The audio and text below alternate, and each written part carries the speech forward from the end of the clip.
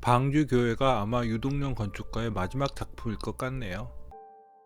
이곳은 두 번이나 방문했습니다. 첫 번째 답사 때는 날씨가 안 좋아서 해 뜰 때 가보고 싶었습니다. 다행히 두 번째는 날씨가 좋았는데 또 이때는 제가 카메라를 잘못 다루어서 색감이 제대로 안 나왔네요. 그리고 두 번째 답사 때는 내부를 들어갈 수가 없었네요. 그건 많이 안타까웠습니다. 조만간 유동령 미술관과 우도의 훔베르토 바서 건물 답사를 가려고 계획 중인데 그때도 여기를 세 번째 답사를 할지는 잘 모르겠네요. 이 멋진 방주교회를 소개하는 저는 여러분과 함께 건축의 길을 가는 Cinema C Architecture A Psychoanalysis P 카푸 채널의 앞에입니다.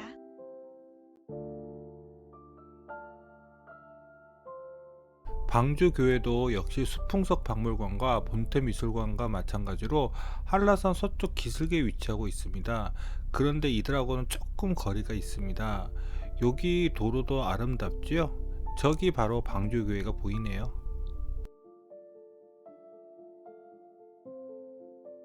주차는 바로 교회 앞 마당에 하시면 됩니다. 여기 카페가 있는데 여기를 사용해 본 적은 없네요. 주차장에서 내려서 전체 방주교회를 보려고 이쪽으로 이동했습니다. 그런데 두 번째 날도 너무 구름이 많네요. 그래도 완전하게 해도 없는 흐린 날보다는 나은 건가요? 이 교회에 방주라는 이름이 붙은 것은 성경에서 나오는 방주의 형태를 유동령 건축가가 나름 재해석한 결과일까요? 방주교회는 주변에 수공간이 빙 둘러싸고 있습니다. 그래서 수변에 비친 방주교회 모습을 기대한 것 같기는 합니다. 방주교회의 구조는 아주 간단하게 보입니다. 아마 철골조 구조이겠죠. 그리고 지붕 박공의 기울기가 좀 센 것 같기는 하네요. 그런데 날씨가 그래서 그런지 의외로 북쪽과 동서측 측면은 수변 공간에 비치는 방주교회의 모습이 잘 나오지는 않는 것 같습니다. 어떻게 보자면 방주교회는 수풍석 뮤지엄의 돌 뮤지엄의 변주일 수도 있다는 생각이 드네요. 저 가운데 찬창 덕분에요. 그리고 이쪽에는 방주교회를 가로질러 반대편으로 갈 수 있는 통로가 위치하고 있습니다. 그런데 이 공간이 필요한 이유는 정확하게 모르겠습니다. 수변 공간 가운데 방주교회가 있으니 접근성은 편하게 하려고 만든 것일 수도 있겠네요. 그리고 이쪽에는 중간에 후면 출입구도 있네요. 첫 번째 답사를 갔을 때도 이 출입구는 열리지 않았던 것으로 기억합니다. 그런데 두 번째 답사도 마찬가지네요. 그나마 남쪽은 수변 공간이 넓어서 수변 공간에 방주교회가 비치는 모습이 나올 수 있을 것 같네요. 한 가지 안타까운 것은 이쪽 창을 불투명으로 만든 것은 이 창들을 통해서 햇빛이 내부에 유입되는 효과를 기대한 것일 텐데 실제로 내부는 그렇게 쓰고 있지 않습니다. 이날 카메라의 화이트 밸런스를 깜빡하고 전용 롤에 맞추어 놓고는 그대로 사진을 찍었습니다. 이런 색감은 아니었는데요. 그래도 이쪽 외부 사각형 메스를 연결하는 유리 공간은 수변 공간에 잘 비춰지네요. 방주 교회 한쪽에 이렇게 뻗어져 나와 있는 외부 사각형 메스의 역할은 정확하게는 모르겠네요. 그렇다고 해서 지하에서 나오는 다른 문이 있는 것도 아니고요. 설비에 관련된 공간일까요? 설마 방주교회 지하에도 예배당이 있고 그 지하 예배당에 이 바닥 유리를 통해서 조명하는 것은 아니겠지요? 도면을 못 구해서 잘 모르겠습니다. 저기가 첫 번째 답사 때 들어간 문이었습니다. 방주교회에는 두 채의 별채가 있습니다. 여기는 사제관이고 이쪽은 카페입니다. 바로 저 건물이 사제관입니다. 외부 마감은 방주교회의 외벽 마감과 연관성이 있어 보이네요. 그런데 이 건물도 박공지붕으로 만든 것 같은데 지붕 경사가 낮아서 이렇게 보니까 평지붕 같아 보이네요. 여기는 카페입니다. 이 카페는 교회 신자들을 위한 것인지 교회를 구경하러 온 사람들을 위한 것인지 헷갈리네요. 여기도 박공지붕을 쓴 것 같은데 그렇게 보이지는 않죠? 첫 번째 답사 때 교회 내부를 들어가서 더 많은 사진을 찍고 싶었지만 내부 공간에 제약이 많아서요. 실제로 사진을 많이 못 찍었습니다. 그게 많이 안타까웠네요. 그래서 두 번째 답사를 갔는데 그때는 들어가 보지도 못했고요. 그래도 내부는 들어가 봐야겠죠? 실제로 내부를 들어가 보니 교회 로비에서 더 들어가지도 못하게 했습니다. 그리고 내부에 들어가서는 사진도 못 찍게 지키고 계시더라고요. 여기가 주 예배실입니다. 저쪽이 남쪽 벽인데 앞에서 말씀드린 것처럼 저렇게 내장을 해놓으면 바깥쪽에 불투명 유리 커튼월을 한 의미가 없죠. 아마 저 상부의 쪽창과 하부의 밑창 때문에 그렇게 한 것 같은데요. 뭔가를 좀 놓친 느낌이 드네요. 아까 전 보여드린 외부 사각형 메스와 연결된 공간입니다.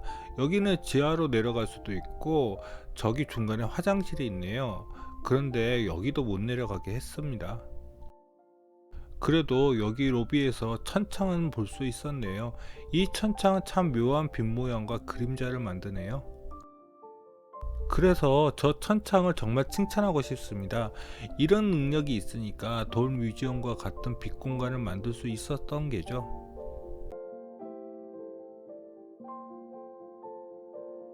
이제 마지막으로 유동령 건축가의 최고의 작품이라고 할 수 있는 포도 호텔을 보러 갈까요?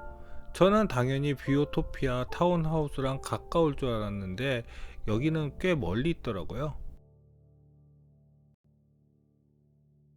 두 번째 답사 때는 여기에 숙박을 한번 해보려고 했는데 그때 수리 중이라서 못 갔습니다. 세 번째는 한번 여기서 머물렀으면 좋겠습니다. 하지만 그냥 넘길 수는 없어서 양심 없게 구글링을 통해서 사진을 구해 한번 소개해 보겠습니다. 원래 지어질 때부터 이 작품이 포도 호텔인지 아니면 짓고 보니 포도송이 같아서 그런 명칭이 붙은 것인지는 잘 모르겠습니다. 지붕들은 전체 객실이 연결되어 덮여져 있지만 이렇게 내부 통로 같은 것이 있습니다. 이런 컨셉은 방주 교회하고도 좀 비슷한 게 아닌가 싶네요. 정말 가보지도 못한 곳을 설명을 이렇게 길게 하는 것은 잘하는 짓인지 모르겠네요. 사실 몇 번 가보려고 했는데 시간이 나지 않더라고요. 언젠가는 가서 볼 날이 오겠죠. 그날을 기대하면서 미리 내부를 한번 살펴볼까요? 여기는 리셉션 공간인 것 같네요. 여기 객실도 많지 않은 것 같은데 리셉션이 엄청 넓어 보이네요. 설마 광각 카메라를 사용한 것은 아니겠죠? 이곳은 객실 중앙 로비인 것 같습니다. 제 개인적으로는 이 공간에서 좀 아쉬운 게 있네요. 여기 중앙에 있는 원형의 코트야드요. 일단 유리창 바가 너무 두꺼워서 싫어요. 물론 2001년도면 국내에서 이렇게 원형 곡선 커튼홀을 만드는 게 쉽지 않았을 것입니다. 제가 알기로는 이때는 아직 국내에서 곡면 유리를 생산하지 못했던 것으로 알고 있는데요. 수입산인가요? 바닥 마감재는 천연 슬레이트인 건가요?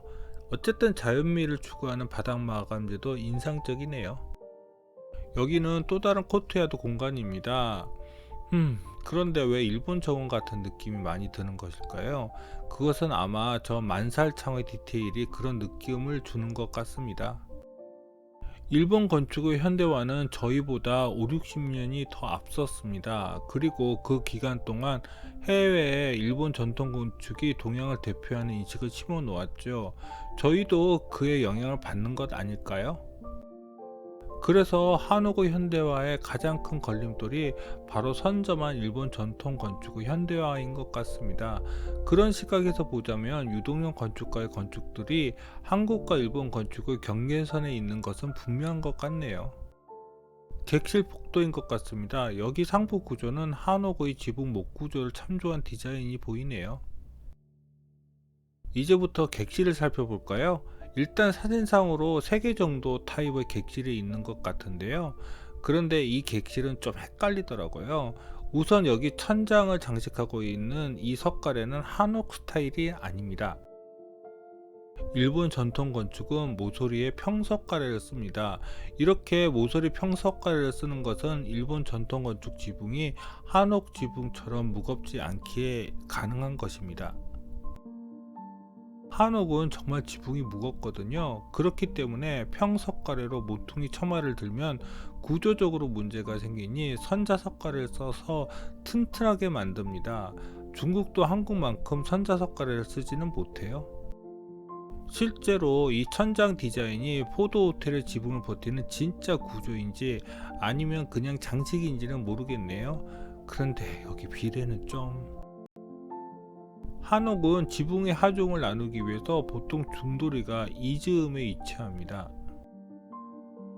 그런데 이 객실은 중도리의 위치가 너무 안쪽이네요.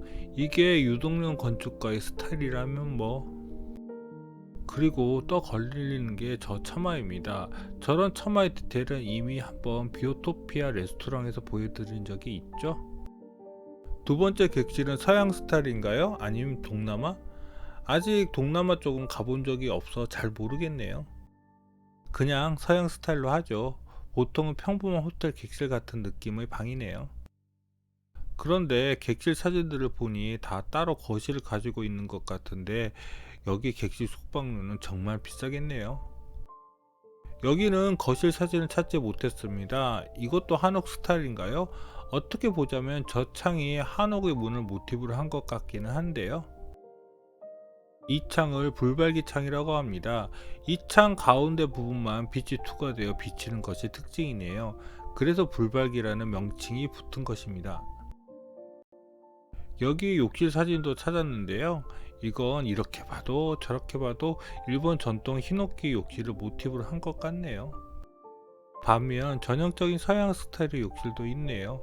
그런데 아까 전 욕실이 더 분위기가 있어 보이기는 하네요. 여긴 호텔 내 레스토랑인 것 같은데요.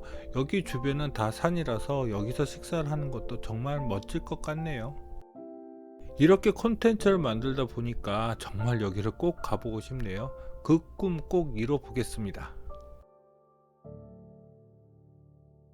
포도호텔 사진들을 검색하다 보니 이런 사진까지 찾았습니다. 마치 한옥의 뒷마당 같은 이 공간에서 연기 과자 꼭 먹겠습니다. 여기까지가 포도호텔이었습니다. 앞서 소개한 이토토요 그리고 안도다다오 또 유동룡까지 비슷한 연배의 건축가들입니다. 일본 건축은 이 세대가 가장 황금 세대인 것 같네요. 부럽네요. 우리나라 현대 건축에도 이런 건축가들이 나올 날이 있을까요? 그럼 구독과 좋아요 부탁드리며 이상 카푸 채널의 아페이였습니다.